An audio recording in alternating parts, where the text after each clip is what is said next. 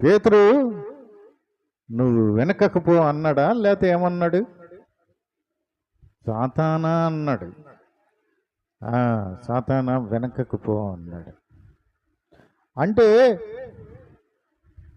ఈ సాతాను అపవిత్ర ఆత్మ ఏం చేస్తుంది? ఎవరినో దూరాలని చూస్తూ ఉంటుంది, విశ్రాంతిని ఎత్తుక్కుంటూ ఉంది,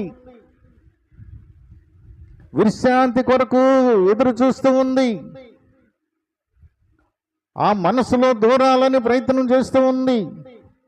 ఆ మనసులో వేరే దేవుని స్వభావం ఉంది, దేవుని ఆత్మ ఉంది, దేవుని పరిశుద్ధాత్ముడు ఉన్నాడని తెలిసి దానిని మరలా జయించడానికి వెనకకు వెళ్ళి తిరిగి వస్తూ ఉంది, మరలా బలముతో వస్తూ ఉంది.